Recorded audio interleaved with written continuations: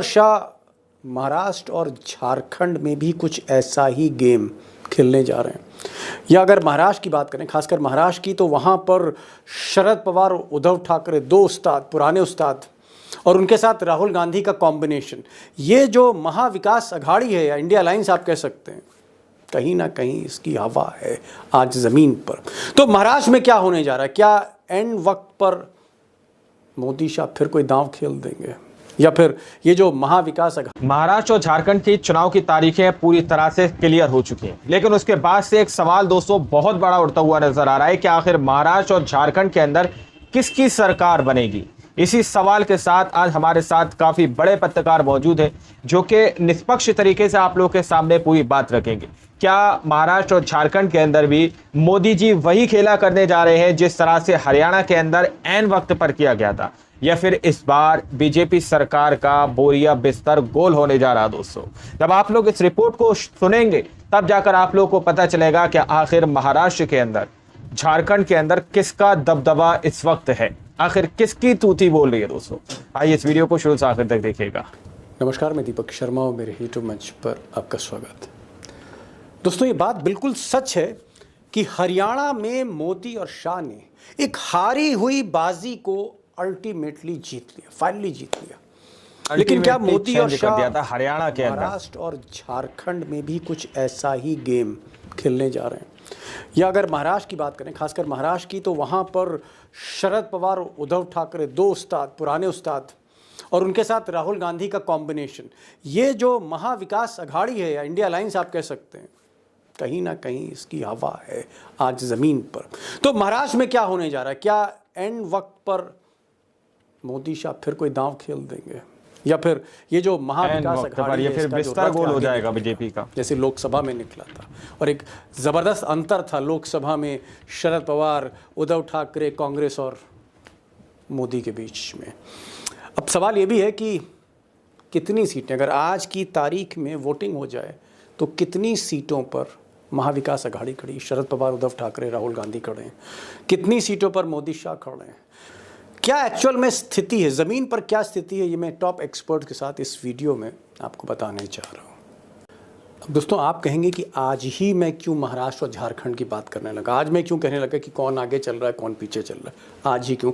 दरअसल आज मतलब अभी तो चुनाव की डेट आई है ना, सिर्फ चुनाव का ऐलान कर दिया, तारीखों का ऐलान कर दिया झारखंड और महाराष्ट्र का। झारखंड में 13 नवंबर को, अगले 13 नवंबर को वोटिंग है, फिर एक वोटिंग सेकंड फेज़ में 20 नवंबर को है।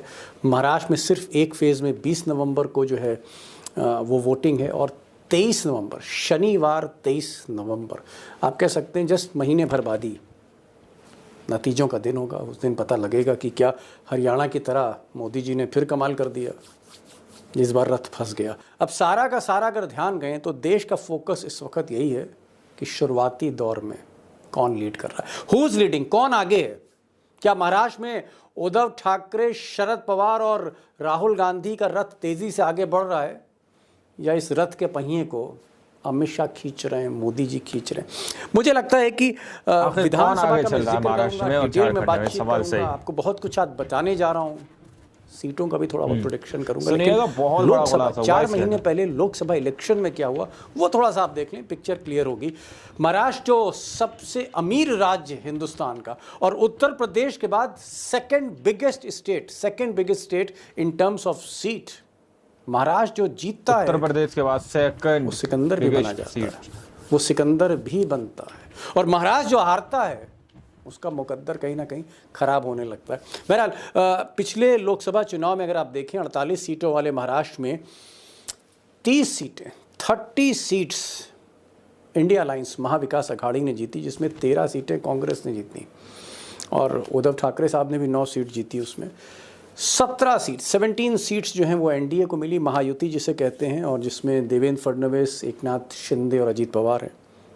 यहाँ पर एक चीज़ कहना चाहूँगा कि बीजेपी जो कभी 24-25 सीटें जीता करती थी महाराष्ट्र में, 9 सीट पर आ गई, 09। इंपॉर्टेंट पॉइंट नोट करिएगा, 4 महीने 9 सीट पर आ गई बीजेपी। 17 सीट मिली एनडीए को, जिसमें से सिर्फ 9 सीटें बीजेपी की, एक इंडिपेंडेंट की। तो अगर आप 4 महीने पहले मोदी और शाह का अगर आप प्रदर्शन देखें तो पिक्चर अच्छी नहीं, तस्वीर अच्छी नहीं। गुजरात लॉबी के लिए एक बुरी खबर है। अब दोस्तों आज का वीडियो बहुत इम्पॉर्टेंट है क्योंकि हरियाणा का झटका खाने के बाद हरियाणा से सबक लेके इंडिया अलायंस भी थोड़ा संभला हुआ है और मोदी शाह थोड़ा सा आप कह सकते हैं कि पुराने अंदाज में।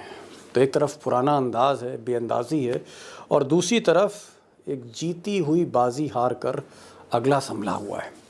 सवाल इस बात का है कि आज जो मैं बताऊंगा आपको कि महाराष्ट्र में आज की तारीख में कौन आगे, हु इज़ लीडिंग महाराष्ट्र, ये आपको बताने चाह रहा हूँ। और अगर महाविकास अघाड़ी लीड कर रही है तो क्यों लीड कर रही है, उसके कारण क्या हैं, रीजंस क्या हैं।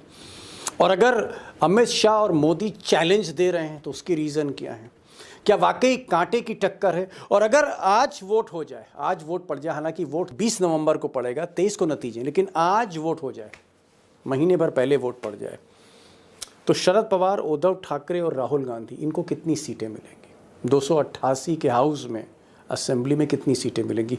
क्या 145 जो बहुमत का आंकड़ा है वो पार कर जाएंगे। क्या 155 सीटों पर खड़ी है महाविकास अघाड़ी, या 160 170 तक जा सकती है, या फिर 145 के नीचे है। और बीजेपी यानी मोदी शाह और उनकी पूरी टीम, उनका जो लाव लश्कर है, क्या वो 150 टच कर सकता है या 125 पर रह जाएगा। 150। ये जो एग्जैक्ट पोजीशन है उसके बारे में आपको एक मैं फर्स्ट हैंड एक इंफॉर्मेशन देने जा रहा हूँ, ग्राउंड रिपोर्ट ज़ीरो से। टाइगर अशोक वानखेड़े आप कह सकते हैं, यूँ तो महाराष्ट्र के ही हैं। महाराष्ट्र में उन्होंने एक उम्र गुजार दी रिपोर्टिंग करते हुए, एक दौरा करके लौटे हैं विदर्भ का, मराठवाड़ा का, मुंबई का, कोंकण एरिया का। उनसे मैं पूछूंगा। और महाराष्ट्र में भी एक बहुत बड़ा एक बहुत ही छेड़ने की कोशिश की जाएगी दोस्तों, देखिएगा। ज़बरदस्त रिपोर्टर सुधीर सूर्यवंशी, वो हमारे साथ मुंबई से होंगे। आज उनका शेड्यूल बहुत बिजी था इलेक्शन की वजह से, वो लाइव हमारे साथ मुंबई से जुड़ रहे हैं। टाइगर दिल्ली लौट के आए हैं, वो भी जुड़ रहे हैं। आखिर तक वीडियो देखिएगा अगर सीटों में आपका इंटरेस्ट है। आज की तारीख में किसके पास कितनी कौन जीत रहा है, अगर इसमें इंटरेस्ट है। मेरा आज पहला सवाल जो है वो टाइगर से ही होगा। टाइगर, अब ये बात किस तारीख को चुनाव है, किस तारीख को वोटिंग है, कब नतीजे, तो सब कुछ जाहिर हो गया, सब कुछ जाहिर है, और सीटें भी बटेंगी और सीटें कटेंगी भी, ये सब होगा। सीधे सीधे बताइए, आखिरी में क्यों पूछूं, शुरुआती आपसे करूं और शुरू में ही वो सवाल पूछूं जो आखिर में पूछना चाहिए। ये बताइए 23 तारीख को होने क्या वाला है। 23 नवंबर को जब नतीजे होंगे तो आज हम सवा महीने, डेढ़ महीने पहले, कौन जीतेगा वो नतीजे, क्या लग रहा है, ये सवाल आपकी आंखों को क्या लग रहा है, आपके जो हाथ हैं, जो उंगलियां हैं, वो कौन सी नब्ज महसूस कर रही हैं। क्या महाविकास अघाड़ी आगे है या महायुति आगे, यानी इंडिया अलायंस आगे है, शरद पवार, उद्धव ठाकरे और राहुल गांधी ये आगे चल रहे हैं, या फिर शिंदे और देवेंद्र फडणवीस और अजीत पवार की जो तिगड़ी है, त्रिवेणी है, ये आगे चल रही है। देखिए दीपक भाई, 23 नवंबर 2019 को सुबह सुबह शपथ विधि हुआ था। अजीत पवार उप मुख्यमंत्री और देवेंद्र फडणवीस मुख्यमंत्री। वो सरकार 48 घंटे में गिर गई थी, 80 घंटे में गिर गई थी सरकार जी। हाउस को फेस नहीं किया। तो 23 तारीख थोड़ी मनुष्य तारीख है इन दोनों के लिए। Oh my God, ऐसा मैं बोलूं तो कुछ गलत नहीं होगा। हालांकि मैं आंकड़ेवारी पे और उस पे भविष्य पे विश्वास नहीं रखता। अजीत पवार आपकी बात सुनेंगे तो मुझे लगता है आधा गश्त तो वहीं खा जाएंगे कि साहब ये तो 23 तारीख की बात करने लगे। जिस दिन मैं कुछ घंटों के लिए मुख्यमंत्री बना था, उसी तारीख को फैसला आना है। मैंने क्या कहा, गश्त खाने के लिए आपको होश में होना होता है। लोकसभा के चुनाव के नतीजों के बाद, खासकर बारामती के नतीजों के बाद, जो अजीत पवार गश्त खाए हुए हैं, अभी तक होश में नहीं आए। सवाल वो है, महाराष्ट्र संयुक्त महाराष्ट्र है, ये अलग अलग रीजन से आया हुआ है, इसकी तासीर अलग अलग। मराठवाड़ा में मराठा आंदोलन बहुत तेज है, वहाँ बीजेपी का सुपड़ा साफ हो गया था। वहाँ ओबीसी नॉन ओबीसी होने से भी कोई फर्क नहीं पड़ेगा। विदर्भ में ओबीसी की तादाद ज्यादा है, लेकिन विदर्भ का डीएनए कांग्रेस का है, जो विदर्भ ने इस बार दिखा दिया। एंटी इनकम्बेंसी है और रहेगी, कंटिन्यू रहेगी।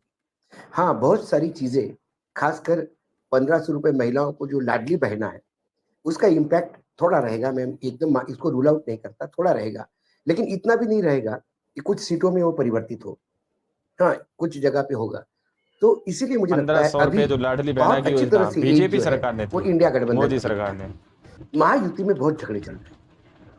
महायुति में पहली बार अमित शाह के सामने किसी ने बोलने का प्रयास किया, मतलब डिमांड करने का प्रयास किया। अमित शाह के यहाँ सिर्फ याचक बन के जाया जाता है, जो मिला तो भला, नहीं मिला तो भला।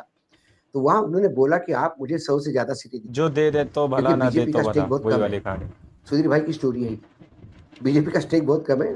विद थैंक्स टू सुधीर भाई, मैं आपकी स्टोरी, मतलब ये बात एकनाथ शिंदे ने अमित शाह से कही कि आप मुझे भैया ज्यादा सीटें दे दो, बीजेपी की औकात, बीजेपी की हालत बहुत बुरी है, जितनी ज्यादा सीटें लड़ोगे जितना ज्यादा हारोगे, लोग मेरे साथ है।